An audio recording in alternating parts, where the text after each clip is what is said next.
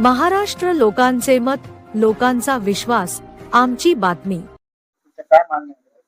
आज आम्ही महानगरपालिकेला आयुक्त साहेबांना याच्यासाठी निवेदन दिलेले आहे की प्रभाग क्रमांक 29 संत ज्ञानेश्वर नगर इथे ना गेल्या कित्येक दिवसापासून ड्रेनेजचा प्रॉब्लेम आहे. त्या ड्रेनेजच्या संदर्भात आम्ही गेल्या 2 ते 3 महिन्या 1-2 महिन्यापासून तरी पण आम्ही सरांना आम्ही निवेदन देत आहोत. महापौरला दिले, नगरसेवकांना तुला दिले, वार्ड प्रभागात अभियंत्याला सुद्धा दिले.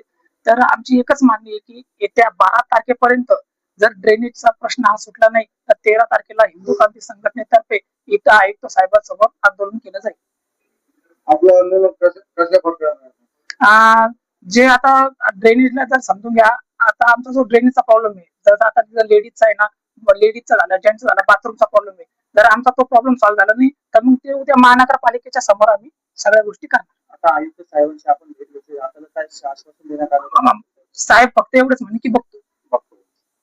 गेल्या 2-3 आम्ही जे निवेदन दिले त्याच्यात ते फक्त म्हणताय बघतो. आता बघू, जर 12 तारखेपर्यंत नाही झालं तर 13 तारखेला आम्ही इथं आंदोलन करू हिंदू क्रांती संघटनेतर्फे. आपण या संदर्भात वार्ड अधिकारी यांना भेटले? हो, वार्ड अधिकाऱ्यांचं सुद्धा माझ्याकडे निवेदन आहे, त्यांचेही माझ्याकडे ओसी आहे, त्याच्यानंतर नगरसेवकांची पण माझ्याकडे ओसी आहे.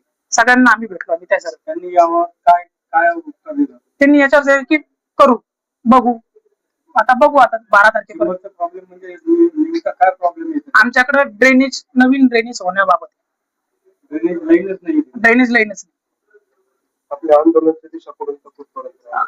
इथेच आपल्या महापौर इथंच महानगरपालिकेसमोर. आज निवेदन देताना कोण कोण पदाधिकारी आपल्यासोबत? आज आपले प्रदेश अध्यक्ष अक्षय हिवाळे होते, मराठवाडा अध्यक्ष अजय कागडा होते, प्रदेश सरचिटणीस स्वप्नील नरोडे, मी हिंदू क्रांती संघटनेचा संस्थापक अध्यक्ष.